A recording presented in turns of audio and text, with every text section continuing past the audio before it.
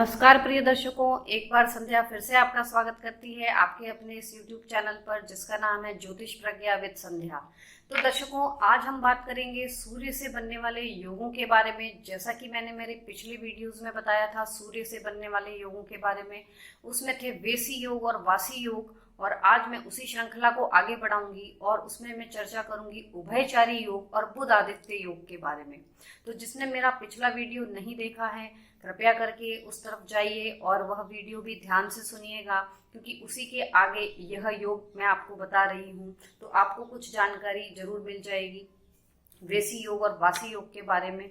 और थोड़ा सा मैं उसको स्पष्ट कर दूं एक बार पुनः कि वेसी योग जब सूर्य के अगले भाव में यानी कि लग्न में सूर्य है तो सेकंड हाउस में अगर कोई भी ग्रह विराजमान है चंद्रमा राहु और केतु को छोड़कर, तो वह वेसी योग होता है। और वासी योग में सूर्य से 12वें भाव में, जैसे लग्न में सूर्य है तो 12th हाउस में, 4th में है तो 3rd हाउस में, तो वह वासी योग बनता है, वही चंद्र राहु और केतु को छोड़कर। तो उसी को आगे बढ़ाते हैं। तो आज हम बात करेंगे उभयचारी योग के बारे में। उभयचारी योग जातक की कुंडली में जब बनता है जब सूर्य के दोनों ओर कोई न कोई ग्रह विराजमान है, अगर दूसरे भाव में भी और 12th हाउस में भी सूर्य से।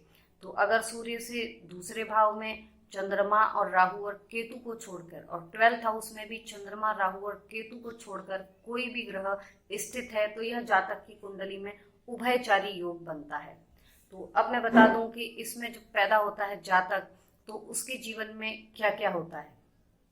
तो जब इस योग में जातक उत्पन्न होता है तो वह जातक काफी सुंदर और आकर्षित व्यक्तित्व वाला, सुंदर शरीर वाला, समदर्शी शरीर जिसका कि और लोगों को एक समान समझने वाला, पुष्ट हष्ट पुष्ट यानी कि मध्यम कद, ना ही ज्यादा लंबा चौड़ा ना ही छोटे कद का, एकदम सुंदर और आकर्षित व्यक्तित्व होता है, धनी होता है, सम्मान पाने वाला होता है, बहुत से नौकर चाकरों को रखने वाला होता है और बहुत से अपने लोगों को आश्रय देने वाला भी होता है।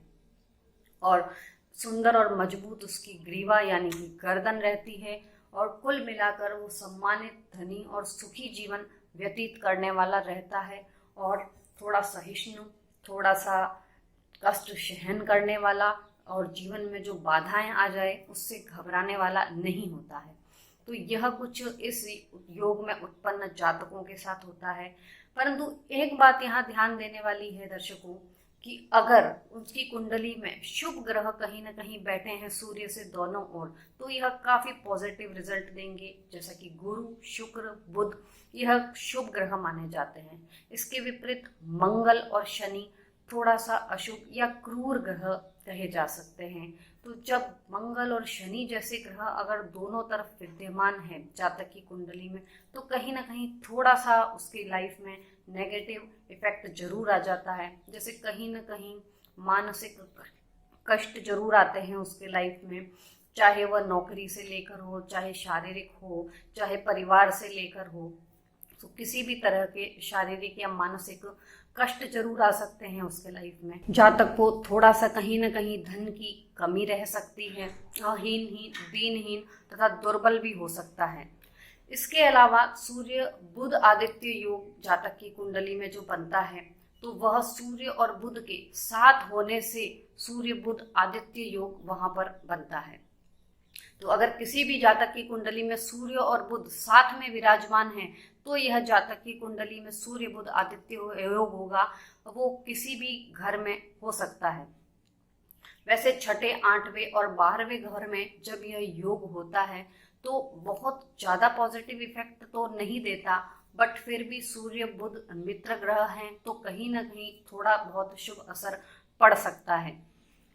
इसके साथ ही जब सूर्य और बुध का यह योग बनता है तो कहीं ना कहीं बुध इस स्थिति में अस्त नहीं होने चाहिए। अस्त होने का मतलब है कि अगर सूर्य से डिग्री वाइज बुध बहुत नजदीक बैठे हैं तो वह अस्त हो जाएंगे। डिग्री की चर्चा भी मैंने मेरे पिछले वीडियोस में कर रखी है, तो आप प्लीज मेरे वीडियोस को देखिए तो आपको पता चल जाएगा कि जो 0 से 30 डिग्री होती है हर प्लैनेट की, उसी के बीच में प्लैनेट होता है और उनकी डिग्री के अनुसार वह फल देते हैं। तो कहीं ना कहीं सूर्य के एकदम नजदीक अगर बुध की डिग्री होगी तो वह अस्त हो जाएंगे, क्योंकि सूर्य एक गर्म प्लेनेट है। तो जो भी ग्रह उनके नजदीक रहेंगे तो वह उनकी गर्मी से जल जाते हैं, झुलस जाते हैं। तो इसीलिए अगर बुध भी सूर्य के कहीं नजदीक है, जैसा मान लीजिए सूर्य 5 डिग्री पर है और बुध भी 6-7 डिग्री पे, 8 डिग्री पे है, तो ये कहीं ना कहीं बुध अस्त हो गए। सूर्य अगर 15 डिग्री पर है और बुध मान लीजिए 11 डिग्री पर है या 18 डिग्री पे है, तो भी वह अस्त माने जाएंगे। कम से कम 8 डिग्री दूर नहीं है जब तक, तब तक वह अस्त ही माने जाएंगे। और अगर 8 डिग्री तक दूर हैं तो वह आधे अस्त माने जाएंगे, तो वह अपना आधा शुभ प्रभाव देंगे।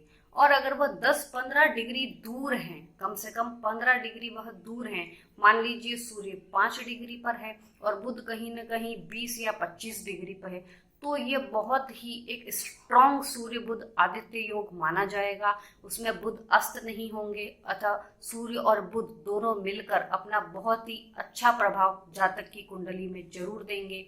तो ये जो शुभ प्रभाव होता है तो जातक काफी सम्मान पाने वाला होता है, क्योंकि सूर्य एक ओज और तेज का स्वामी है। बुध जो कि एक बुद्धि का, वाणी का कारक है, तो जातक श्रेष्ठ बुद्धि वाला रहता है, रौब रुतबे वाला रहता है, लोगों के सामने बहुत अच्छे से बोलने वाला, भरी सभा को बहुत अच्छे से संबोधित करने वाला अच्छा वक्ता रहता है।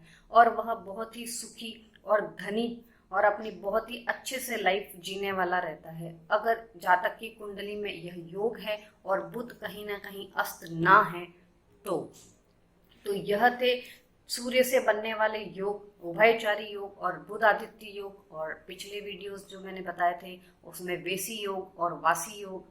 तो इस तरह अगर आपको मेरा यह वीडियो पसंद आया है तो लाइक, शेयर और सब्सक्राइब जरूर कीजिएगा और कमेंट करना मत भूलिएगा, क्योंकि मैं आगे इसी तरह के वीडियोस और डालती रहूँगी। तब तक के लिए नमस्कार।